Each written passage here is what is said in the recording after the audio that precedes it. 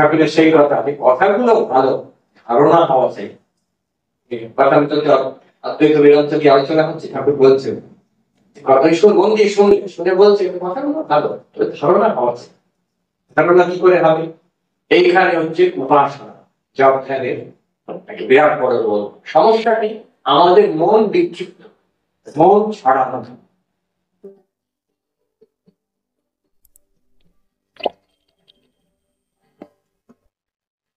মন ছড়ানো, we lack the ability to focus. আমরা হয়তো সংসারের কাছে ফোকাস করতে পারি, কেউ ম্যাথমেটিক্স, কেউ সায়েন্স নিয়ে বেঁচে যেতে পারে, কেউ গান বাজনা নিয়ে বেঁচে যেতে পারে, তার ক্ষমতা আছে, কিন্তু ভগবান নিয়ে তো মানছে না। কেউ সংসার নিয়ে বেঁচে আছে, কেউ খেলা নিয়ে বেঁচে আছে, কেউ গান নিয়ে বেঁচে আছে। ঠাকুর বলছে যে নিজের সম্বন্ধ আত্মীয়ের জন্য কোটি কোটি কাঁদে মানুষ, ভগবানের জন্য তাকে কিন্তু কাঁদে মতো ভগবানের মন দিতে পারছে। সেইখানে উপাসনা জপ ধ্যানের প্রয়োজনীয়তা। এক টানা ভগবানের চিন্তা করা, তিনি অন্তত সকাল দিকে গুরুজি আসেন বলেছে, তাতে কি হবে? মন যে বিক্ষিপ্ত একাগ্র হবে। সেখানেও অর্জুনকে যখন শ্রীকৃষ্ণ বলছে, আমাদের মতনই অবস্থা হচ্ছে, অর্জুনকে যখন শ্রীকৃষ্ণ বললেন, অর্জুন যেন একটু মাথা ঝুঁকে বলছে এটা খুব কঠিন, এই যে যোগ আপনি শেখালেন আপনার আমাকে, এটা মানব দুর্নিগ্রহণ চালানো। আপনি যে যোগ শেখালেন মনকে কন্ট্রোল করার জন্য, জপ ধ্যান, মানব বলছেন যে মন বায়ু দুষ্করণ, মনের নিগ্রহ যেন বায়ুকে কন্ট্রোল করা হবে।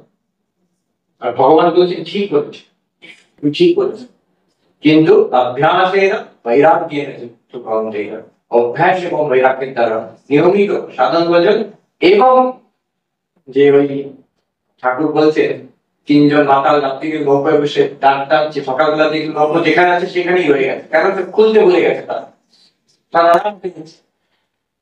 ঠিক তেমনই আমরা ওই সকাল দিকে টেনে যাচ্ছি, কিন্তু ওখানে বাধা আছে, খুঁটি দেওয়া বাধা আছে, যা উদ্দেশ্য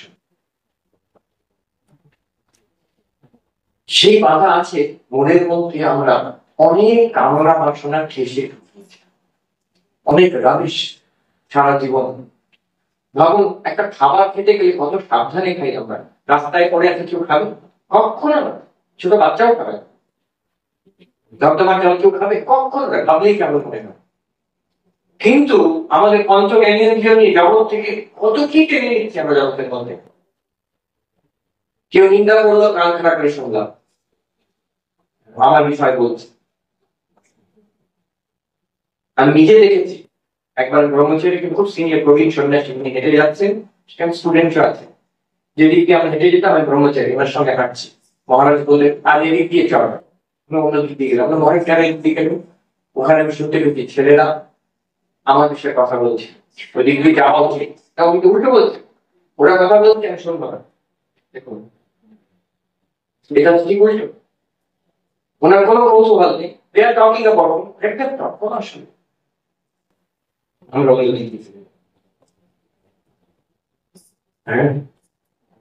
এই যে কামনা বাসনা আমরা ঢুকিয়ে রেখেছি, কেউ নিন্দা করলো, আবার প্রশংসা করলো, সেটাও শুনতে চাই না। আমার বিষয় বলছে বা আবার যে খারাপ কোনো জিনিস জগতের মধ্যে খবর কাগজে ভর্তি আছে, সে বেশ আমরা সেটাকে রসিয়ে টানছি ভেতরে। সেগুলো নর্দমার জল খাওয়া, সেটা যেমন পেট খারাপ হবে, ঠিক তেমন এই জিনিসটা কেন মনে টেনশন হচ্ছে, মন খারাপ কেন হচ্ছে, ডিপ্রেশন কেন হচ্ছে, যত্নে মন বসছে না কেন, এটা সোজা কথা। এই জন্য বসছে না। এটার জন্য কি করতে হবে? যত্নে মন বসছে না, কি করা যাবে? যেখানে বলছেন চিত্ত শুদ্ধি দরকার, পূজা, মানুষের সেবা করা, বিভিন্ন রকমের যে ধর্মকর্ম করা, তাতে মন পরিষ্কার হয়। একজন সাধু বলছেন যে উত্তরাখণ্ডে, महात्मा जी समाधि आसान है, 2 मिनट में आपका समाधि लगा देंगे। समाधि बहुत खूब सोचा, ताकि 2 मिनट में समाधि सीखी दो। शर्त यह है कि शुद्ध मन लगे, शुद्ध चित्त रहे। এটাই কন্ডিশন, মনকে শুদ্ধ করে রাখবে, তো হয়ে গেল সারা জীবনের কাজ। সেটা শুদ্ধ চিত্ত, মন পরিষ্কার। একটা আমরা শুধু একটা কল্পনা করতে পারি, যখন বসছি যদি এইরকম ভাবি আমরা, আমার কিচ্ছু চাই না জগৎ। এটা করা উচিত নয় যে মোবাইল ফোনটা অন আছে, এই ফোন এলো কি না, না, অফ করে বন্ধ করে দেখি আল্লাহর মতো ঢুকি, দরকার নেই আমার ওটা কোনো জিনিস দরকার নেই। মনে যখন ওই যে কিচ্ছু চাই না, চুপ করে যখন বসবে দেখবেন যা যা চাই সেগুলো মনে এক এক করে বেশি এক এক করে অটোমেটিক্যালি বেশি উঠবে, সেগুলোকে না হয়ে না আমার দরকার না হলে নাকি পাবো অনেক কিছু তো হয়েছে। এটা বুদ্ধিস্ট ওই একটা মেডিটেশনের কথা আমি কখনো কখনো বলি যে আমরা যে আজকে দুপুরে যা খেয়েছি আমরা যদি দেখি এত ভাত, এত ডাল, এত চটচড়ি, এত তরকারি, কালকে রাত্রিরে যা খেয়েছি অ্যাডিড টু দ্যাট, এত রুটি, এত ওই পায়েস যা আছে, কালকে দুপুরে যা খেয়েছি সেটা একটু এক আস্তে আস্তে বাড়ছে। এখন সপ্তাহ ধরে যা খেয়েছি তখন কতটা হবে? আমি শুধু এক মাস ধরে যা খেয়েছি ঘরের মধ্যে ধরবে না, তখন বাইরে যেতে হবে, বাড়তি বাড়তি ডাল, হ্যাঁ হান্ডাতে ভর্তি ভাত, চটচড়ি, কত কত কি খেয়েছি, পায়েস।